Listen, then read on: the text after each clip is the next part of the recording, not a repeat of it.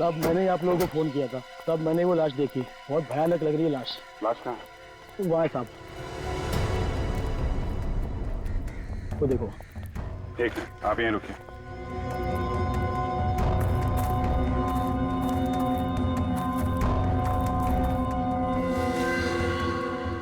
काम करो, लाश को बाहर निकालो। अच्छा।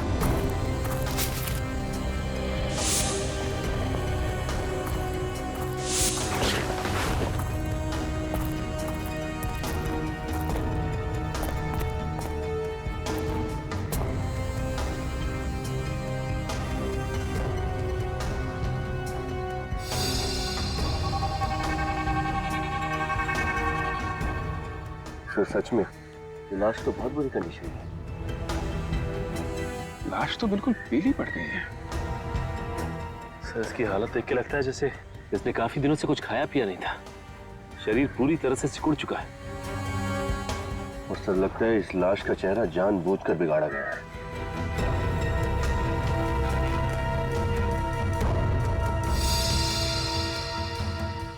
ये देखिए सर, इसके हाथ पे ये छोटे छोटे निशान हैं। लेकिन सर ये निशान है किस चीज के?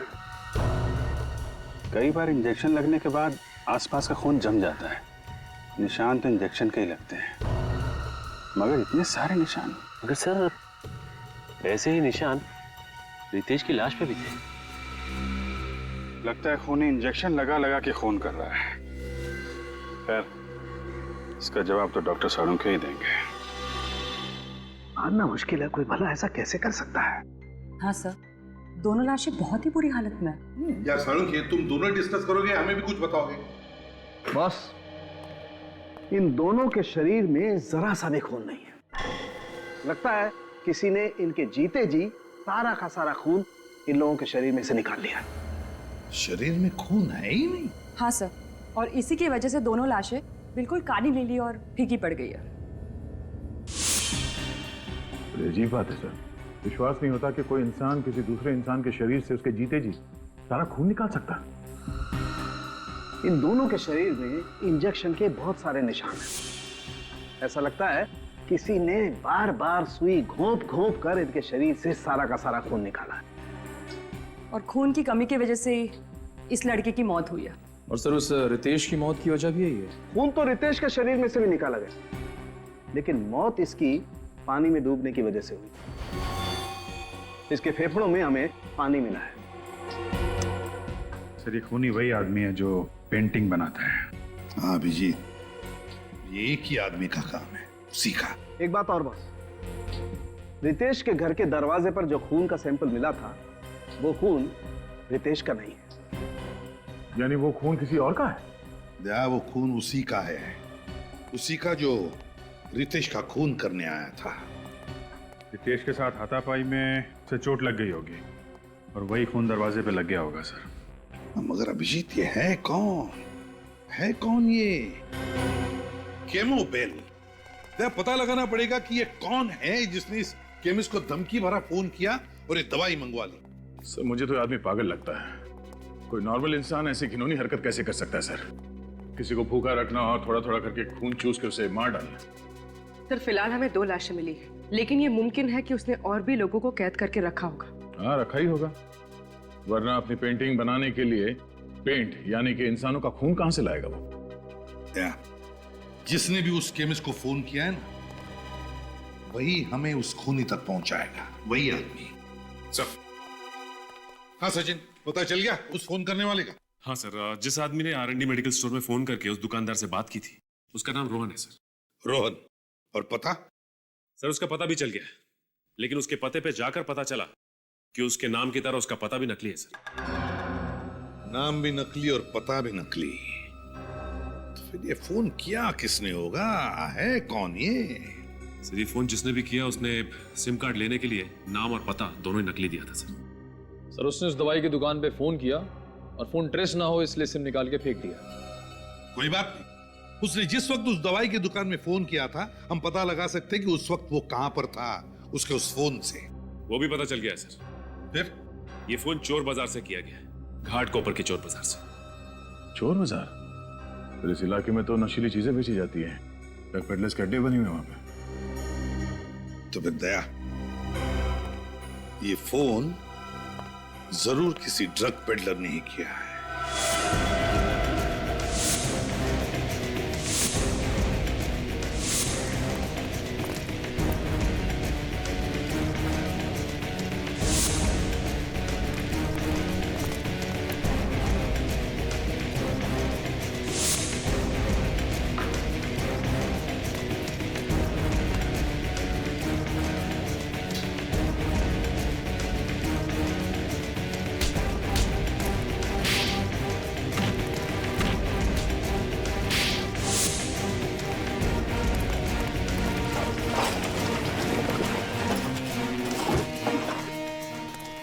ये ले, और सुन, किसी को बताने की जरूरत नहीं कि कहां से माल मिला। नहीं नहीं साहब, नहीं बोलिए। चल निकल।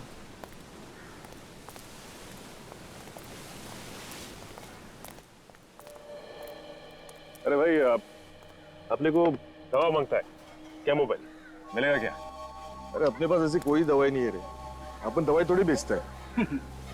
मना मत करना दोस्त, तुमको जितना पैसा चाहिए हम देने को तैयार है। अच्छा, कितना देगा? अरे अपन तो चलती फिरती बैंक है, कितना मांगता है? ऐसा क्या? ये शाने, पहला पैसा बाद में माल।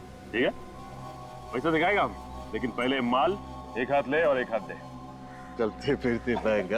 अच्छा है, चलो मेरे साथ। एक मिनट। हाँ बोल पकिया। अरे ये सीआईडी है, बच गए। क्या? हाँ। तुम लोग यहाँ पे रुको, मैं माल लेके आता। हाँ, इधर ही रुकने का।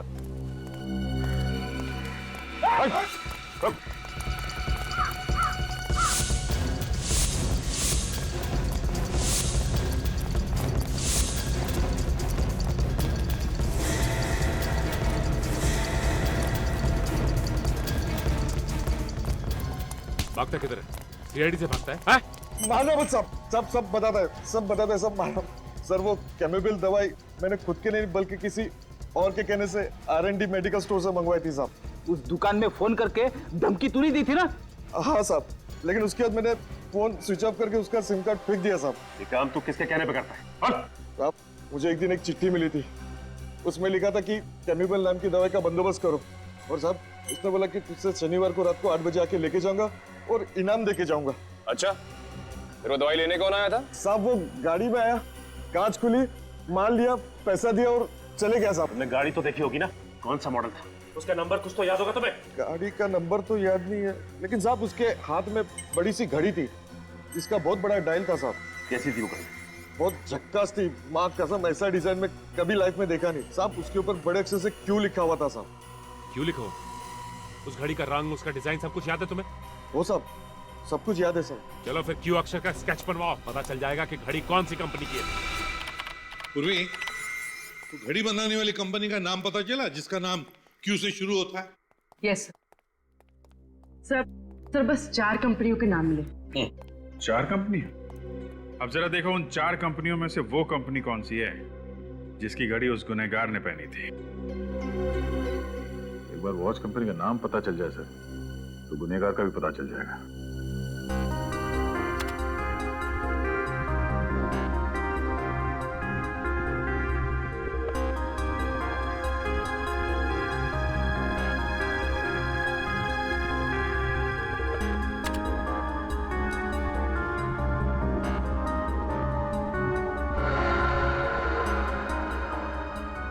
सब तो ये डिजाइन बिल्कुल इस डिजाइन जैसा है।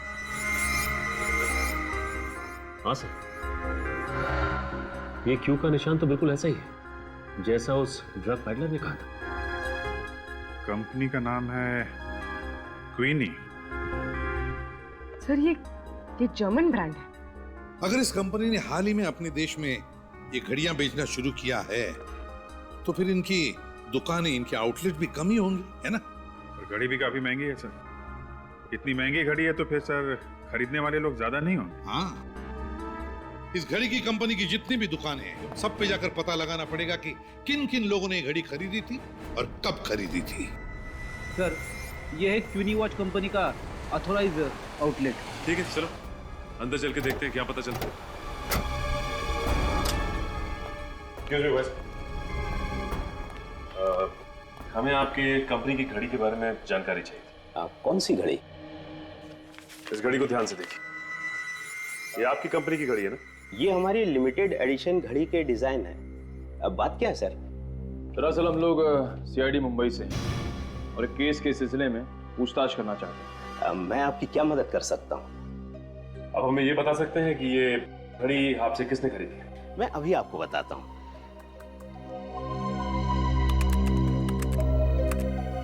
ये रही 6 लोगों की लिस्ट सर। ये शख्स कैसे हो सकता है? ये भला ऐसी साजिश क्यों रचेगा? इस साजिश के पीछे किसका हाथ है ये तो हमें पता चल चुका है, लेकिन साजिश के पीछे कारण क्या है ये इससे मिलने के बाद पता चल जाएगा। सर, ड्रग पैडलर से जिसने कैमोबेल नाम का ड्रग खरीदा था उसका पता चल गया है। कि कोई मेरे एग्जीबिशन इवेंट को खराब क्यों करना चाहेगा? हाँ, वो तो मैं तुमसे बाद में बात करता हूँ। सर, आप लोग कुछ पता चला ये किसकी हरकत है? भोला भाला बनने का नाटक कर रहा है। ये घड़ी पहचानते हैं आप? जी हाँ, 2 महीने पहले खरीदी थी मैंने ऐसी घड़ी। लेकिन आप ऐसा सवाल क्यों पूछ रहे हैं? क्योंकि हमें शक है कि उस खून भरी पेंटिंग में तुम्हारा हाथ है। क्या आप इस खून वाली पेंटिंग का इल्जाम मुझ पे लगा रहे हैं? जी हाँ, आप ही ने वो पेंटिंग बनाई और आप ही ने वो दूसरी पेंटिंग हटाकर खून वाली पेंटिंग एग्जीबिशन में रख दी। मैं भला ऐसा क्यों करूंगा? वो इसलिए कि तुमने सोचा बदनामी से डरकर तुम्हारा पार्टनर विमल अपना पेंटिंग का बिजनेस छोड़ देगा और वो सारा धंधा तुम्हारा हो जाएगा। आप मुझ पे ऐसा इल्जाम नहीं लगा सकते, ये सरासर झूठ है। तो फिर सच सच बताओ, घाटकोपर के ड्रग पेडलर राजू से तुमने कैमोबेल नाम का ड्रग क्यों मंगवाया? कैसा ड्रग? कौन सा ड्रग पेडलर? आप क्या कहना चाहते हो? मेरी कुछ समझ में नहीं आ रहा। और हाँ, ये घड़ी मैंने अपने लिए नहीं खरीदी थी, ये मैंने अपने स्टाफ को गिफ्ट दी थी। खुद को बचाने के लिए अब एक नई कहानी। प्लीज आप मेरा विश्वास कीजिए, ये कोई कहानी नहीं है, सच है। तुम्हारे स्टाफ मेंबर का नाम और पता चाहिए हमें।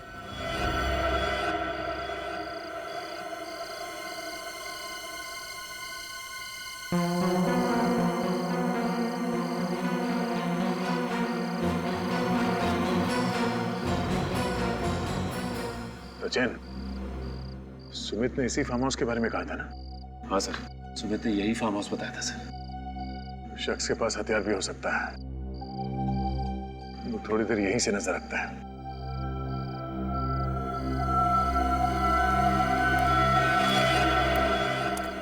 कोई आ रहा है वहां से, पीछे।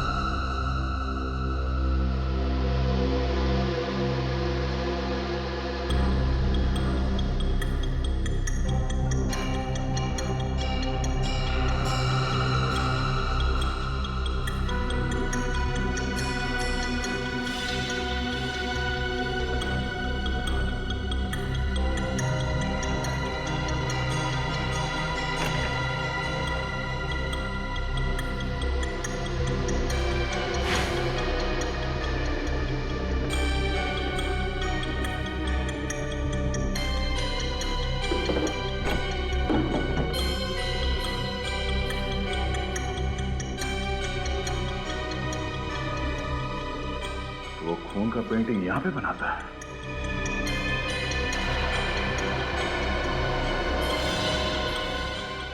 ये क्या? सुमित की पत्नी और बेटा? दूसरा बेटा कहाँ है? जरा हाथ खोलो। ये दोनों तो बेहोश है सर। हाँ?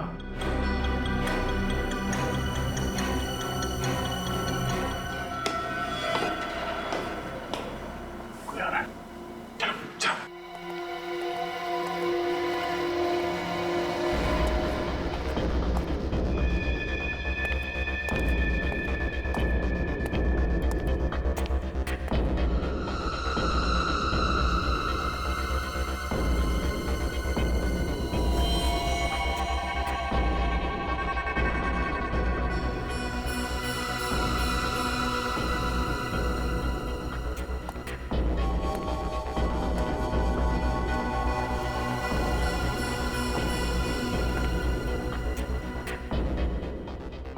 सुमित जी तो कह रहे थे कि उनकी पत्नी और दोनों बच्चे एक्सीडेंट में मारे जा चुके हैं।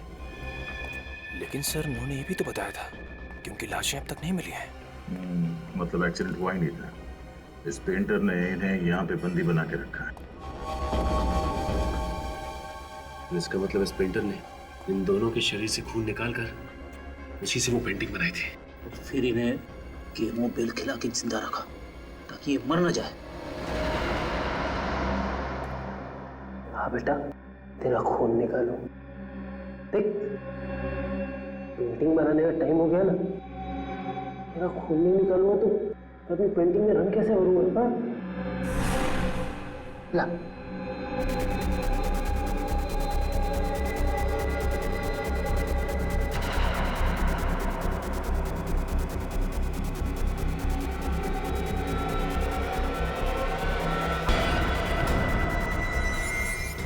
सर आप सर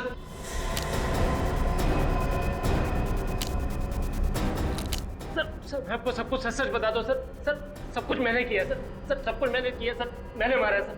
सर मैं बता दो सर आप। रेडी, निकल, जल्दी से खोलो इन्हें, हॉस्पिटल लेके जाओ।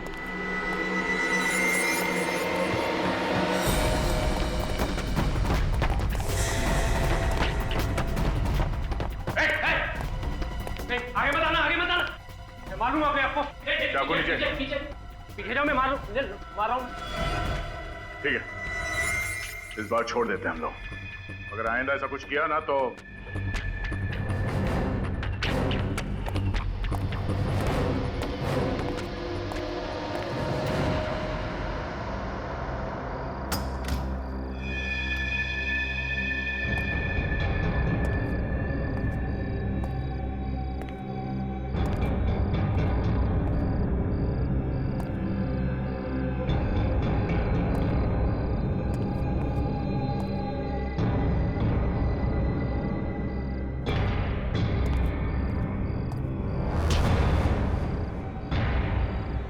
हलवा है, हाँ? ऐसे ही छोड़ देंगे तुझे? तो सजा देनी है दे दो। अपने किए पे कोई अफसोस नहीं। मैं तो बहुत खुश हूँ। तुम खुश हो? सुमित जी की बीवी और 2 बच्चों का खून निकालकर उन्हें अधमरी हालत में रखा और बोलते हो खुश हो तुम? सुमित ने मेरे और मेरी परिवार के साथ जो जुल्म किया उसका क्या? क्या किया सुमित ने तुम्हारे परिवार के साथ? उसने मेरे पूरे परिवार को बर्बाद कर दिया। मार डाला उसने सबको। मुझे अनाथ कर दिया। ठीक से बताओ रघु, आखिर हुआ क्या था और कब हुआ था? बात आज से 12 साल पुरानी। तब हम लोग बहुत गरीब हुआ करते थे। मेरे बाबूजी ने सुमित से कुछ पैसे उधार मांगे थे मेरी बीमार माँ के इलाज के लिए। बाबूजी समय से कर्ज लौटा नहीं पाए। तो उन्होंने मोहलत मांगी। मोहलत की एवज में सुमित ने मेरे बाबूजी से गुलामों की तरह दिन रात काम करवाया। और जब इतने से भी उसका दिल नहीं भरा तो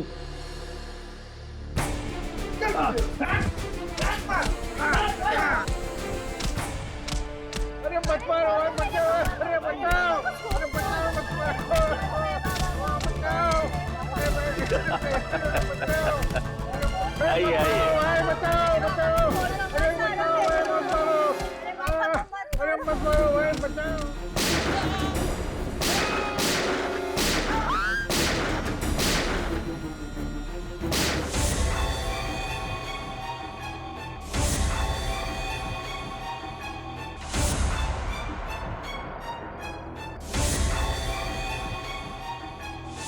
तो इसलिए तुम सुमित जी से बदला लेना चाहते थे?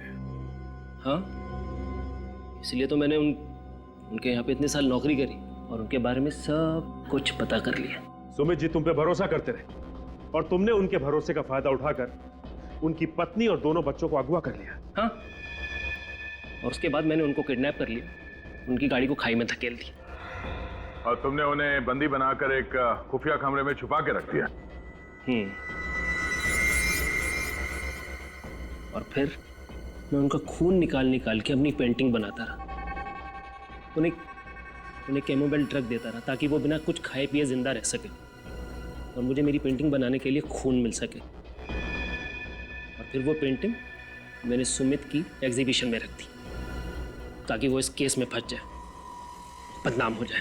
और जंगल में जो लाश मिली थी वो तो सुमित के दूसरे बेटे की थी। बेचारा इतना कुछ झेल ही नहीं पाया, मर गया। फिर मैंने उसकी लाश का वो हाल किया कि कोई भी उसे पहचान ना पाए। और रितेश, वो तो तुम्हारा साथी था ना, उसे क्यों मार दिया तुमने? वो मेरी मदद करता था, अच्छा लड़का था, और मैं अपनी पेंटिंग भी उसके घर में रखता था। लेकिन एक दिन उसे पता चल गया कि मैंने ये पेंटिंग खून से बनाई। वो मुझे धमकी देने लगा कि वो अपने बॉस को जाके सब कुछ सच बता देगा। तो आप बताइए ना कि मतलब ऐसे तो उसका क्या फायदा? हाँ? फिर उसके बाद मैंने उसे भी मार दिया। सर, इसकी दिमागी हालत कुछ ठीक नहीं लगती। हाँ दया, इसे इलाज की जरूरत है। रघु, सुमित को तो उसके किए की सजा मिलेगी ही मिलेगी, पर तुमने भी एक बहुत घिनौना जुर्म किया है और कोर्ट तुम्हें कभी माफ नहीं करेगा।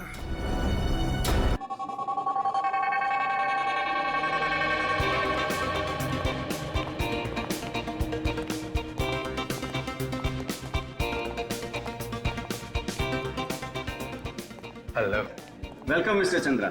Welcome ma'am. आप लोग अगर इस एग्जीबिशन में नहीं आते तो मुझे बिल्कुल अच्छा नहीं लगता। भला क्यों नहीं आते मिस्टर विमल? इनफैक्ट हर साल हमें आपके पेंटिंग एग्जीबिशन का इंतजार रहता है। Thank you so much. Please चलो। सुमित, बहुत लोग आए हैं। मुझे तो लगता है कि इस साल भी हमें वैसा ही रिस्पॉन्स मिलेगा जैसा पिछले साल मिला। वाह नीलेश, कितनी खूबसूरत पेंटिंग है। आज मैं इनमें से एक पेंटिंग जरूर खरीदूंगी। हाँ, क्यों नहीं। वाह, क्या हो गया, रोक क्यों गई? नीलेश, ये कितनी खूबसूरत पेंटिंग है, देखो इसे। अदिति, ये पेंटिंग तो मुझे कुछ समझ में नहीं आई, फ्रैंकली स्पीकिंग। वही तो मुझे पसंद है। This is too good. Nilesh, ये पेंटिंग मुझे जरूर चाहिए। इसको बुक कर दो, इससे पहले कोई और ले ले। ओके बाबा, ओके। आओ सुमित और विमल से बात करते इस बारे में। आओ।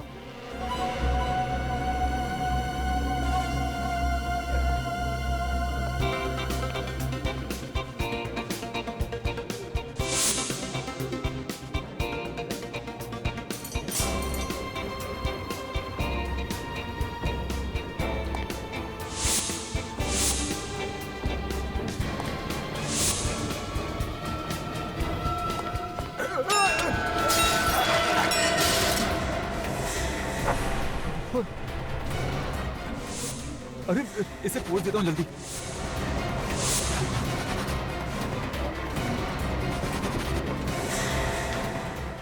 ये तो ऑयल पेंट नहीं है।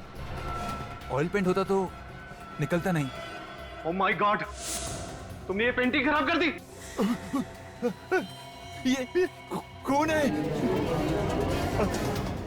एक्चुअली मेरा पैर फिसल गया था और इसी वजह से मेरी कोल्ड ड्रिंक इस पेंटिंग पर गिर गई थी। लेकिन देखिए आप, यहाँ पर खून है। एक तो तुमने पेंटिंग खराब कर दी, ऊपर से बकवास कर रहे हो। अरे मैं सच कह रहा हूँ, विश्वास कीजिए आप मेरा। ऐसा कीजिए, आप खुद देख लीजिए। यहाँ देखिए, ये यहाँ पर।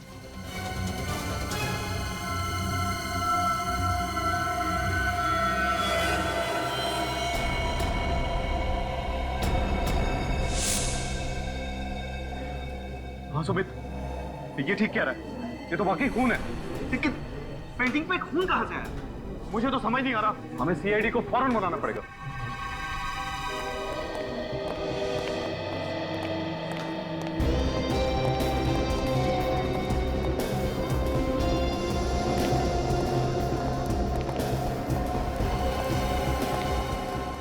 सुमित। जी सर, मैंने ही आपको फोन किया था। सर यही है वो पेंटिंग जिस पर हमें खून मिला। अच्छा, ये है वो पेंटिंग। जी सर।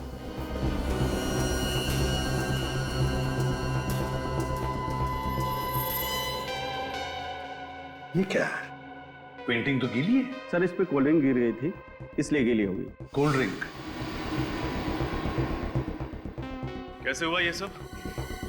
सबसे पहले किसको पता चला कि पेंटिंग पर खून है? सर मैंने देखा था। एक्चुअली मेरे हाथ से ही कोल्ड ड्रिंक पेंटिंग पर गिर गई थी। मैं हड़बड़ाहट में इसे साफ करने गया तो पता चला कि ऑयल पेंट नहीं, खून है। सुमित, ये पेंटिंग का एग्जीबिशन तुमने ही ऑर्गेनाइज किया है? सर हम दोनों ने। ये विमल है मेरे बिजनेस पार्टनर। हर साल हम लोग ये एग्जीबिशन ऑर्गेनाइज करते हैं। कितने सालों से बिजनेस का पार्टनरशिप है आपकी? सर 3 साल की। 3 साल की बिजनेस पार्टनरशिप है। अच्छा। सब बाकी सारे पेंटिंग्स पर पेंटर का नाम और उस पेंटिंग का दाम भी लिखा है, पर इस पेंटिंग पर ऐसा कुछ भी नहीं लिखा। पेंटिंग्स को एग्जीबिशन में डिस्प्ले करने से पहले आपने अच्छी तरह से जांच नहीं की? क्यों जांच नहीं की? क्यों नहीं की जांच? जब इतने बड़े एग्जीबिशन में सेलिब्रिटीज आने वाले थे, वीआईपीज आने वाले थे, हैं? इतनी लापरवाही? सर हमने खुद एक एक पेंटिंग चेक की थी। यहाँ पे जितनी भी पेंटिंग्स लगी हैं उन आर्टिस्ट की लिस्ट है हमारे पास। हाँ सर, हमने 40 पेंटिंग्स मंगवाई थी और सारी पेंटिंग्स अच्छे से जांच परख करने के बाद ही मेरे स्टाफ ने गोडाउन में रखी थी। हाँ, लेकिन ये वाली जो पेंटिंग है ये उसमें नहीं थी सर। रजत, जरूर पेंटिंग की अदला बदली हुई है। अदला बदली जरूर हुई है। सर हो सकता है इनके चेक करने के बाद जब इन्होंने गोडाउन भिजवाया पेंटिंग्स को, तो गोडाउन में किसी ने पेंटिंग बदल दी। हो सकता है। गोडाउन चेक करो, देखो अगर 40 पेंटिंग्स यहां पर है तो 41वां पेंटिंग गोडाउन में ही होना चाहिए। शायद उसी पेंटिंग के जगह पर ये खून वाली पेंटिंग लगाई है। पूर्वी, तुम भी जाओ। सर वैसे तो मैं आर्ट के बारे में ज्यादा कुछ नहीं जानता, मगर ये पेंटिंग देख के तो कुछ भी समझ में नहीं आ रहा है। ये पेंटिंग है? हाँ फ्रेडी, ये पेंटिंग ही है। इस पेंटिंग को गौर से देखो। ये पेंटिंग बनाने में आर्टिस्ट ने अलग अलग तरीके इस्तेमाल किए हैं, अलग अलग तरीके से पेंट किया है। ये देखो, यहां लगता है कि पेंट छिड़का है, तो यहां देखो, यहां लगता है कि पेंट ऐसे फेंका है। ब्रश के स्ट्रोक्स भी हैं। इसे देखकर लगता है कि आर्टिस्ट का दिमाग अस्थिर था, अनस्टेबल। ये देखो, ये बच्चे का चेहरा, रोता हुआ बच्चा। इसका एक ही मतलब निकलता है फ्रेडी, जरूर इस आर्टिस्ट के बचपन में कोई बुरा हादसा हुआ होगा जिसकी वजह से उसने खून से पेंटिंग बनाई, खून से। तुम्हारे यहाँ के पेंटिंग्स और पेंटर्स सबकी लिस्ट चाहिए हमें। Okay sir. हाँ, हमने पूरा गोडाउन चेक किया। हाँ, कोई पेंटिंग नहीं मिली। कोई पेंटिंग नहीं मिली? मतलब हमारा शक सही निकला, असली पेंटिंग गायब है। आपके और आपके स्टाफ के अलावा और किसी ने हाथ लगाया था इस पेंटिंग को? सर हम किसी को भी हाथ नहीं लगाने देते। किसी को भी नहीं? जी नहीं। मेहमानों को भी नहीं? जी नहीं। काम करो, विमल और सुमित और उनके पूरे स्टाफ मेंबर्स सबके उंगलियों के निशान ले लो। उंगलियों के निशान? वो किस लिए सर? फ्रेडी, जिसने भी ये पेंटिंग यहां पर लगाई होगी उसके उंगलियों के निशान तो आए ही होंगे इस पर, है ना? तो बस वो उंगलियों के निशान बाकी सारे लोगों के उंगलियों के निशान के साथ मैच करके देखेंगे, पता चल जाएगा। इसे फोरेंसिक लैब भेज दो। हाँ चलो, और जैसे ही कुछ पता चले हम आपको बता देंगे।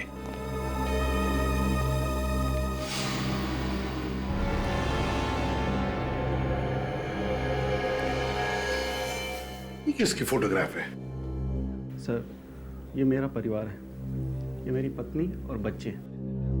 पंचगनी में एक एक्सीडेंट हुआ था, कार खाई में गिर गई और सब मारे गए। I am sorry.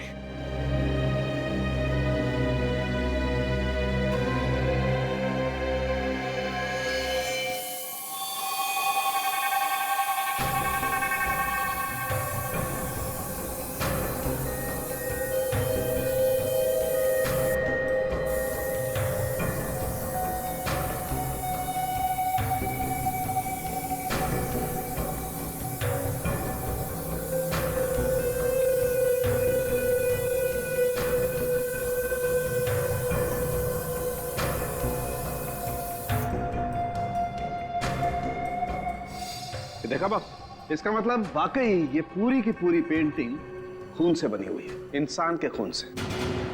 क्या? इंसान के खून से? हाँ, पूरी पेंटिंग। मगर इतना सारा खून उसके पास आया कहां से होगा? वही तो, ऐसी पेंटिंग कोई शौक के लिए नहीं बनाता। एक और बात ऐसी पता लगी है बॉस, जिसे जानोगे तो आप सब लोग हैरान हो जाओगे। लेकिन क्या? ये जो पूरी पेंटिंग है, हाँ, ये जिस खून से बनी है वो किसी एक इंसान का खून नहीं। क्या? एक इंसान का नहीं? हाँ, हमने टेस्ट किया था, पता चला कि कम से कम 3 लोगों का खून मिला हुआ है इस पेंटिंग में। 3 लोगों का खून? हाँ बॉस, 3 अलग अलग ब्लड ग्रुप का खून है इस पेंटिंग में। My God. एक और बात यार, साउंड के तू सारी बातें एक साथ क्यों नहीं बताता? बताता। जो खून इस पेंटिंग में मिला है, उन तीनों खून में ड्रग थी। तीनों के ब्लड सैंपल में ड्रग मिला? कौन सा ड्रग साउंड के? एक कंपाउंड है जिसे कैमोबेल कहते हैं। कैमोबेल? अब ये कैमोबेल क्या चीज है? ये कैमोबेल अगर दिन में 2 बार लिया जाए तो 24 घंटे तक भूख नहीं लगती। और इस कैमोबेल का इस्तेमाल किस लिए किया जाता है? जिन लोगों को कम से कम समय में अपना ज्यादा से ज्यादा वजन घटाना होता है, वो लोग इस दवाई को लेते हैं। लेकिन ये दवाई आसानी से नहीं मिलती है। बहुत ही गिने चुने मेडिकल स्टोर पे दवाई मिलती है, वो भी डॉक्टर के प्रिस्क्राइब करने के बाद। ऐसा क्यों सर? वो इसलिए क्योंकि ये दवाई सेफ नहीं है, इसके साइड इफेक्ट्स हैं, इसलिए इसे खुलेआम बेचने पर पाबंदी लगा दी गई। मगर सर, उन लोगों को ये ड्रग्स लेने की जरूरत क्या होगी? डॉक्टर साहब, वाकई ये तीनों वजन घटाना चाहते थे या बात कुछ और ही है? बात कुछ और ही है दया।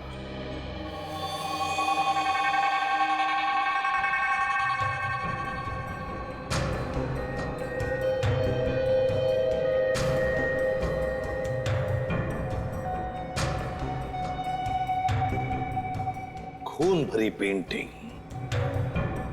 समझ में नहीं आता क्या चल रहा था उस पेंटर के दिमाग में।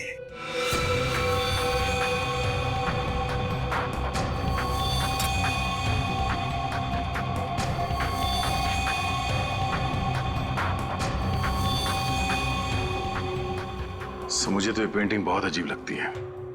तो गौर से देखिए सर, चारों तरफ ये खून फैला हुआ है, किसी भी चीज को कोई ठोस आकार नहीं दिया गया।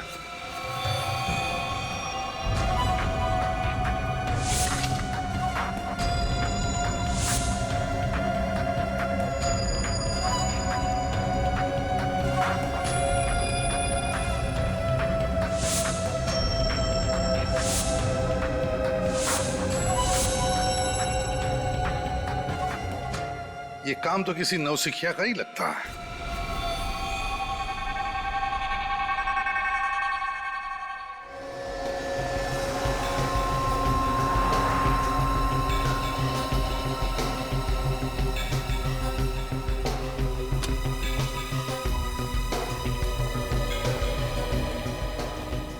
कहिए सर, आपको कौन से साइज का फ्रेम दिखाऊं?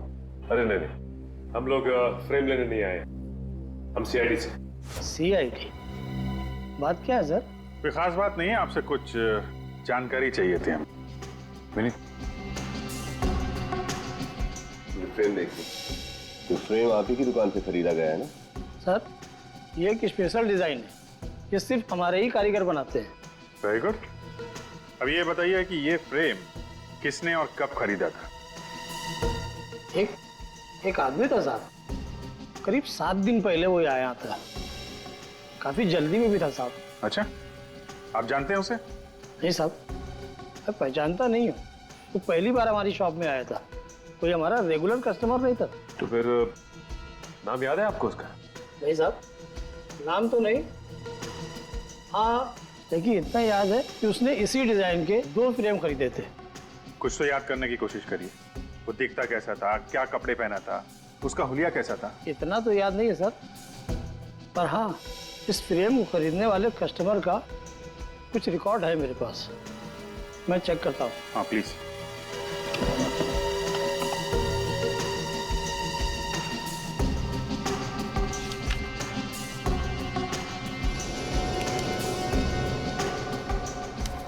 ये मिल गया सर, ये उस फ्रेम के बिल की कॉपी। रितेश, सिर्फ नाम लिखा है, एड्रेस क्यों नहीं लिखा? साहब उसने कहा था कि फ्रेम तैयार हो जाने पर मैं उसको फोन कर दूं, वो खुद आकर यहाँ से फ्रेम ले जाएगा। तो फिर आपने उसका नंबर तो लिखा होगा ना कहीं पे? यहाँ साहब उसी बिल के पीछे है ना। अच्छा, ये उसी का नंबर है? ये उसी का। Thank you. अब पता चल जाएगा ये रितेश है कौन, जो खून से पेंटिंग बना रहा है।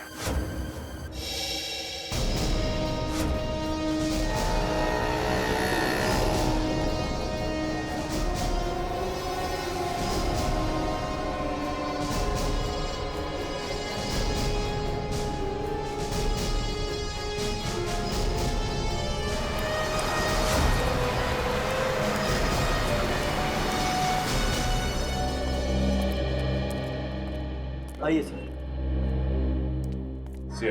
सीआईडी? बोलो साहब, क्या चाहिए आपको? क्या मोबाइल?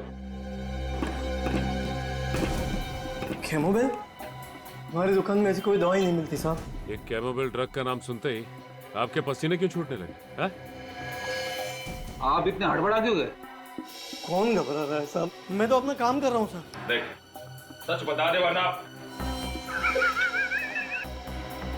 मेरी मदद कीजिए साहब, मैं बहुत मुसीबत में हूँ।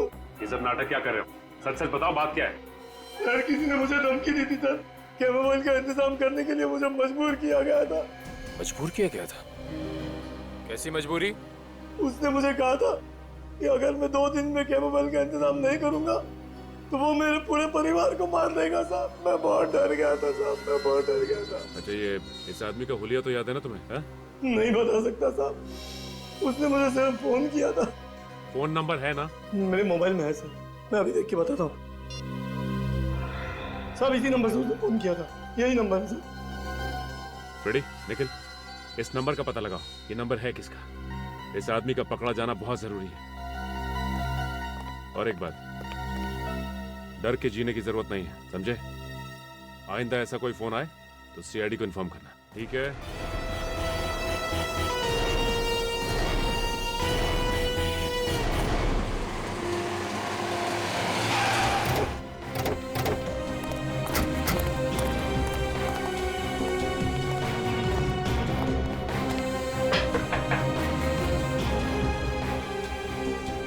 सर लगता है कि अंदर कोई नहीं है। हमारे आने से पहले ही ये रितेश फरार हो गया लगता है।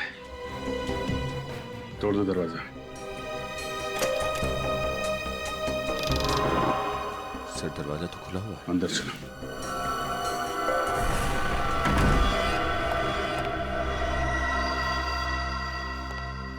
घर का तो सारा सामान बिखरा पड़ा है सर।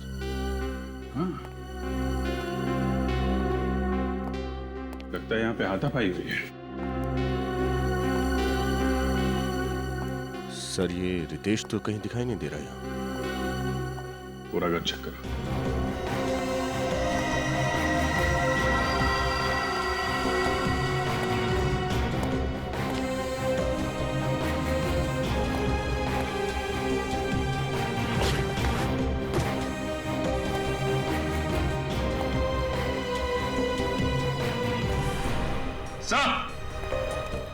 हाँ सर। सो ये देखिए, ये सारी की सारी पेंटिंग इस बिस्तर के नीचे छुपाई हुई थी। और सर ये पेंटिंग भी उसी पेंटिंग की तरह है जो एग्जीबिशन में मिली थी हमें, लाल रंग की।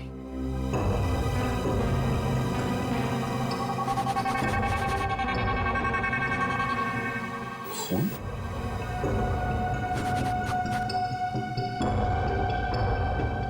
सारी पेंटिंग भी खून से बनाई गई। सर लगता है कि रितेश ये सारी पेंटिंग्स बना रहा है। पानी की आवाज?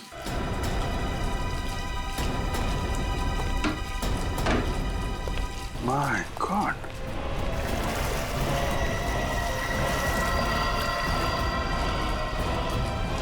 ये तो मर चुका है। इसे कहीं देखा लग रहा है।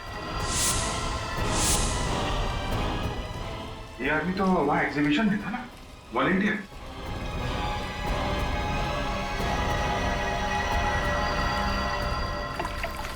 ये देखिए, ये इसके हाथ पे ये हल्का हल्का सा निशान। सर हम तो सोच रहे थे कि सब कुछ इस रितेश ने किया है, लेकिन इसे भी किसी ने मार दिया।